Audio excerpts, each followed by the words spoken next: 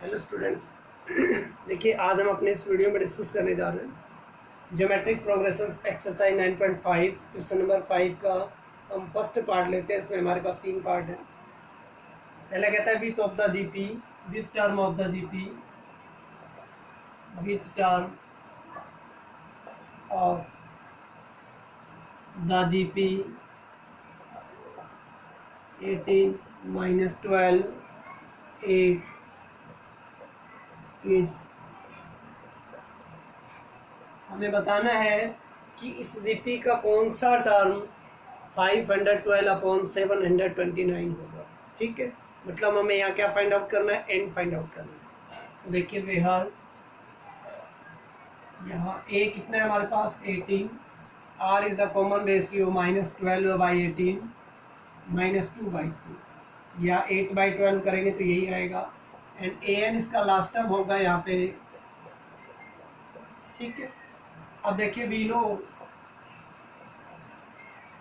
A N क्या होता है, ए आर पे पावर n - 1 मीन्स क्या हो गया, ए आर पे पावर n - 1 बराबर ए एन हमें दिया हुआ है। ठीक है, ए की वैल्यू कितनी है हमारे पास 18, आर 2/3 ऑफ n - 1।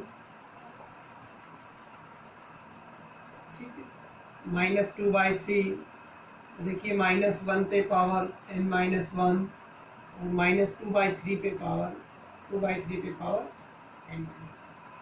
ठीक है, अब क्या हो रहा है, हमेशा लिख सकते हैं इसे। ठीक है, अब देखिए, क्योंकि कंप्लीट ए बी पे पावर n जो होता है उसे ए पे पावर n और बी पे पावर n लिख सकते हैं। तो यहाँ इंटू में -1 तो है ही। तो ये देखिए 512/729 इंटू 18। ठीक है, अब हम इसे तोड़ेंगे। 512 जो है वो कितनी बनेगा, 2 की पावर 8। ठीक है, ये देखिए इससे आगे हमारा हो गया 2/3 of n - 1 is equal to 512 को हम 2 गुना 2 गुना ऐसे तोड़ते जाएंगे। कितनी बार टूटेगा ये हमारा, 8 बार। 9, ठीक है ना भी, कितनी बार टूटेगा, 9 बार। 2 गुना 2 गुना 2, 1 2 3 4 5 6 7 8 9। ठीक है, ऐसे ही 729 को हम लोग तोड़ देंगे। ठीक है, ये 3 पे जाएगा। ठीक है ना, ऐसे हम किसको तोड़ेंगे भी, 729 को। ये 3 पे टूट रहा है, कितनी बार बन रहा है, 6 बार। 3 की पावर 6, 3 गुना 3 गुना 3 गुना 3 गुना 3 गुना 3, और 18 को हम तोड़ देंगे 3 गुना 3 गुना 2। ठीक है, 1 2 से 1 2 कैंसिल हो जाएगा। क्या रह गया हमारे पास, देखिए इधर कर लेता हूँ, 2/3 पे power n - 1 is equal to, ये 2 पे पावर कितना हो गया हमारे पास, 1 2 3 4 5 6 7 8, एक 2 कट गया। 2 पे पावर 8, ये 3 पे पावर 8। ठीक है, क्या रह गया हमारे पास, 2 पे पावर। ठीक है, अब देखिए 2/3 पे पावर n इंटू 2/3 पे पावर -1, बेस इक्वल है, पावर ऐड हो जाएगी। ये 2 पे पावर 8, 3 पे पावर 8। ठीक है, अब देखिए 2/3 पे पावर n, इसे हम क्या लिख सकते हैं, ये क्या बनेगा हमारे पास, इनवर्स। ठीक है ना भी, क्या लिख सकते हैं हम यहाँ, इसे 3/2 क्या लिख सकते हैं, 3/2, 2 पे पावर 8 3 पे पावर 8। अब देखिए 2/3 पे पावर n, ये यहाँ जाएगा तो क्या हो जाएगा भी, 2 पे पावर 8 इंटू 2 और 3 पे पावर 8 इंटू 3, ये क्या हो गया, 2 पे पावर 9 3 पे पावर 9। ठीक है, अब ये हमारा आ गया 2/3 पे power n is equal to 2/3 पे पावर 9। कंपेयर करेंगे, n कितना हो गया, 9, तो ये कौन सा टर्म होगा इसका, 9th टर्म होगा। ये जो टर्म हमें दिया गया है ये इस जीपी का कौन सा टर्म होगा, 9th टर्म होगा।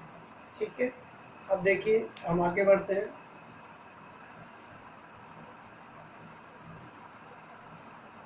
क्वेश्चन नंबर 6 देखिए,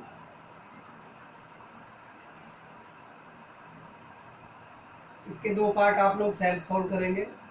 इसीलिए हम क्वेश्चन नंबर 6 लेते हैं। कहते हैं for what value of N, N के किस मान के लिए the nth term of the sequence are equal. तो देखिए दोनों सीक्वेंस, गिवन सीक्वेंस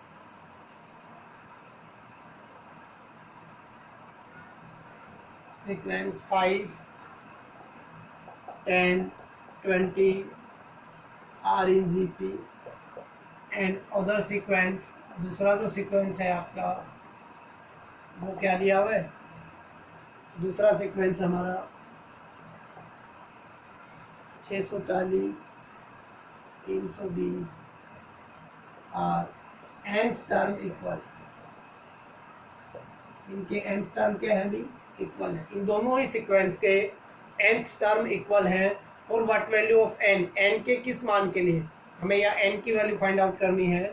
तो देखिए फर्स्ट सीक्वेंस लेते हैं हम लोग, गिवन फर्स्ट सीक्वेंस, पहली जो सीक्वेंस है वो हमारी 5, 10, 20 आर इन 0। बिहार ए कितना हमारे पास 5, आर कितना हो जाएगा 2, 10/5, 20/10, ठीक है। और ए एन हमें यहाँ क्या करना है, इसका nth टर्म इक्वल। तो वी नो ए एन क्या हो गया, ए आर पे पावर n-1, ये हमारा 5 R2 n-1, इसका ए एन हमने निकाल लिया। ऐसे ही अदर सीक्वेंस, दूसरा जो सीक्वेंस है वो हमारे पास .r इन जीपी, इसका हम nth टर्म निकालेंगे। ए हो गया हमारे पास 1280, आर हो गया हमारे पास 1/2, ठीक है ना भी। आर कितना हो जाएगा 1/2, इसका ए एन क्या हो गया, ए आर n-1। अब देखिए अकॉर्डिंग टू क्वेश्चन दोनों का nth टर्म क्या है, इक्वल। क्वेश्चन क्या कहता है हमें कि इन दोनों का nth टर्म जो है वो क्या है भी, अकॉर्डिंग टू क्वेश्चंस इन दोनों का nth टर्म इक्वल है। तो क्या हो गया हमारे पास 5 × 2 पे power n-1 is equal to × 1/2 पे पावर n-1। अब देखिए 5 से ये डिवाइड में चला जाएगा, 2 पे power n-1 is equal to 5 1/2 पे पावर n-, ठीक है। देखिए अब हमें n की वैल्यू फाइंड आउट करनी है। 2 पे पावर n-1 5 से काट देंगे, 5 2 जा 10, 5 5 जा और 256, ठीक है। अब देखिए ये कितने पे जाएगा, 7 पे, ठीक है ना भी। 2 पे पावर कितनी हो जाएगी 256, 1 2 3 8, 2 पे पावर 8, 256 को हम 2 पे पावर 8 लिख सकते हैं। अब देखिए इसे क्या लिख देंगे, 2 पे पावर -1 और n-1, 1/2 को आप ऐसा लिख सकते हैं 2 पे पावर -1, ठीक है। अब देखिए ये हो गया 2 पे पावर n-1, 2 पे पावर 8, 2 पे पावर, अब पावर गुना होंगी तो क्या हो जाएगा भी 1 - n, क्योंकि माइनस का n और 1 प्लस, ठीक है, दोनों का मल्टीप्लाई होगा। तो अब देखिए 2 पे पावर n-1, ये बेस इक्वल है तो पावर क्या होगी भी ऐड हो जाएगी, ठीक है ना। तो क्या हो गया, बेस इक्वल है तो 2 पे पावर 8 प्लस 1 - n, ठीक है, क्लियर है।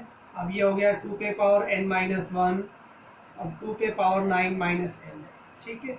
अब देखिए जब बेस इक्वल है इंडेक्स ऑफ x क्या होगा, इक्वल होगा, तो n-1 is equal to 9 - n, n के टर्म एक साइड और बाकी टर्म एक साइड। n की वैल्यू कितनी आ गई हमारे पास 5, तो इसके n बराबर 5 के लिए इन दोनों में सीक्वेंस का nth टर्म क्या होगा, इक्वल होगा, ठीक है। आगे बढ़िए,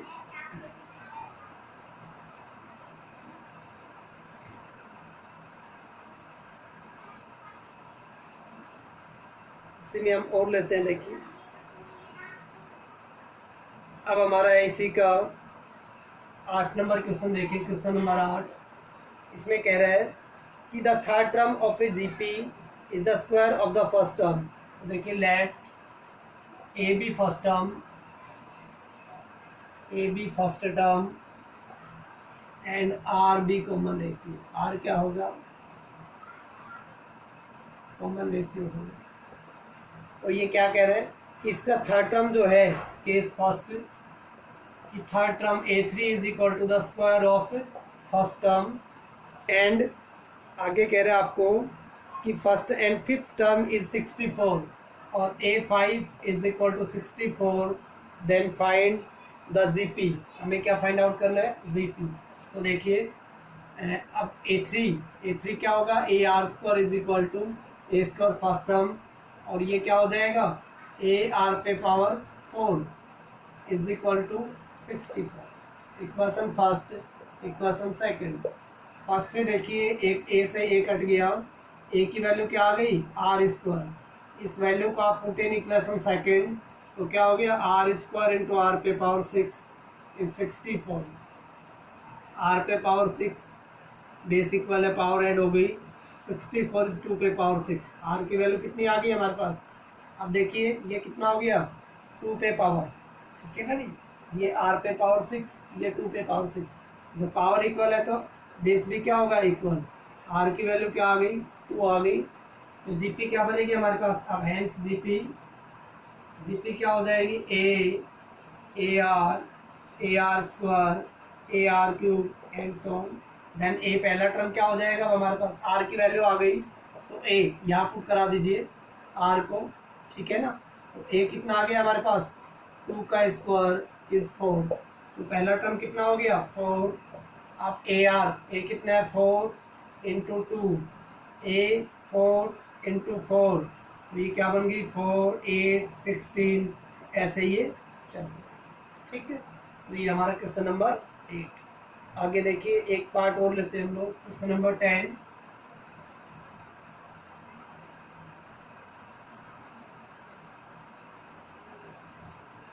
इसी का क्वेश्चन नंबर 10 देखिए, इसमें कह रहे हैं हमें कि the third term of a GP is 4 then find the product of the first 5 terms. तो देखिए लेट वही A be the first term, A be first term and are be common ratio. Then इसका क्या कह रहा है हमें कि इसका third term is 4, if the third term of GP is 4 a3 is equal to 4, ठीक है। हमें क्या निकालना है, we find out product of first 5 term, product of first 5 term of GP. देखिए a are square a r cube a r के power 4 1 2 3 4 5। अब a3 क्या हो गया हमारे पास a are square is equal to 4, ठीक है। अब देखिए इसे प्रोडक्ट कीजिए, ये हमें फाइंड आउट करना है। तो ए कितना है 5, ए पे पावर 5 आर, ठीक है ना भी, ए कॉमन आ गया R into R square R cube R की पावर 4। अब a5 बेस इक्वल है तो पावर क्या होगी ऐड हो जाएगी, ठीक है। क्या हो गया अभी 10, ये बन गया a पे पावर 5 r पे पावर 10। इसे हम क्या लिख सकते हैं a r स्क्वायर पे पावर 5, ठीक है। पावर अंदर आएगी यहाँ 5 या 10, ए आर स्क्वायर की वैल्यू हमारे पास कितनी है 4, फ्रॉम इक्वेशन फर्स्ट यहाँ पुट करा देंगे 4 पे पावर 5, यही हमारा रिजल्ट होगा। तो ऐसे आप लोग 10 क्वेश्चन इसके कंप्लीट करेंगे, जो भी प्रॉब्लम है